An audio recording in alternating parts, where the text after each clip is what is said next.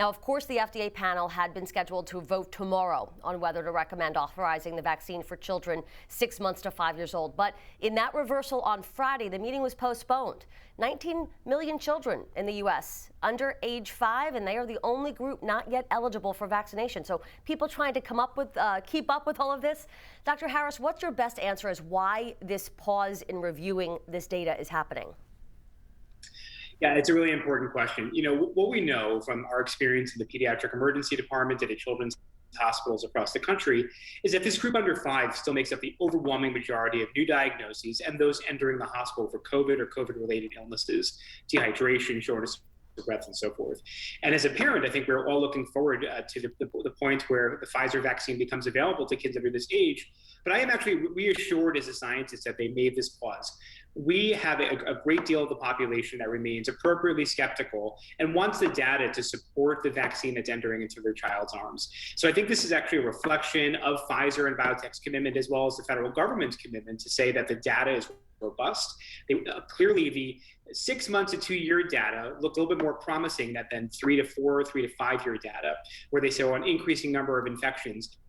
Now, we should keep in mind that this data was obtained during the Omicron surge, so it really reflects the situation we find ourselves in today. So Pfizer and biotech put a pause on this data release, looking to see what the impact of a third dose would be in this age group. And I think as a parent and as a scientist, I'm reassured by this pause.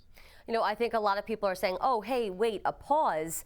Let's get skeptical about that. But you're kind of saying that this is a good thing, that we are being so strong in determining what are going into our children's arms that we need to, hey, step back before we put this out.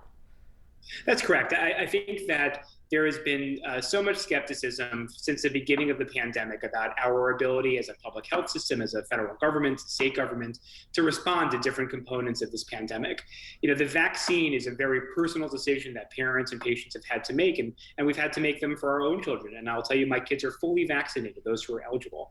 And I have a young infant, and I'm looking forward to the day when I can vaccinate him as well. That being said, I think we need to see that the data shows that it's effective. We want to do this correctly. We want to do this when it's the right dose for the right child. All right, so let's jump back into the skeptics, because even pro-vaccine parents are seeing this pause in reviewing this vaccine for young kids, and they're saying, hey, wait, why did everything go smoothly for the other doses and the other age groups, and why is there this pause now? What do you have to say for them?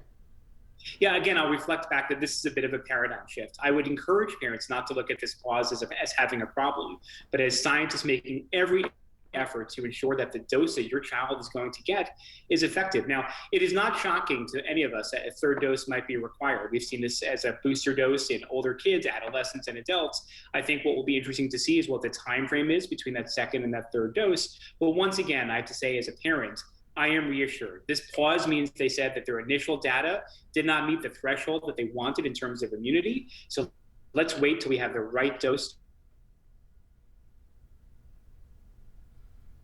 A little freeze on Dr. Harris's end, but I'm sure he'll be back in a sec. Dr. Harris, you back with us? I am. Can you hear me? Yes. Okay, so I was just mentioning that I think parents should be reassured by the fact that this pause allows scientists to look at the data more robustly and make sure that we do this the right time with the right dose with the right child. I think that as a parent would be very reassuring. So, in layman's terms, obviously, for people who don't understand the doses and what goes into it all, so what they're reviewing is possibly the third dose would be a part of the initial vaccination? That's correct. So the way that these vaccines are evaluated is twofold. One is they look for what's called the antibody response. And that's really just to make sure that in the lab, that samples of blood will generate those precious antibodies that we know we need to fight off infection. Now, we still don't know what that level of antibody that an individual needs to fight infection. So what we look at as a surrogate is how many new infections there are in people who receive the vaccine versus those who are in the placebo group or those who did not receive the vaccine. In this case, in that group of 2 to 5 year olds, the number was higher than Pfizer wanted. So now, I believe in April, we'll be getting the data of that third dose to see if the number of new infections is mitigated. So I think, again, as a parent, as a physician, as a scientist, I applaud the fact that they're pausing and they're waiting to make sure that they roll this out to parents in an appropriate, informed manner. And that third dose, again, would be within the regimen. So, one dose and then how many weeks, one dose and then how many weeks? How would it be spread out?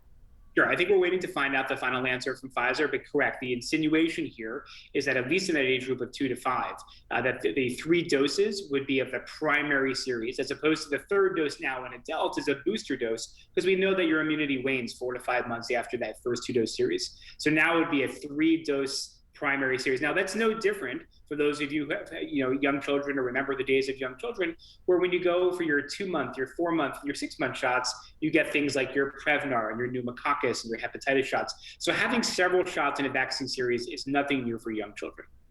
Let's jump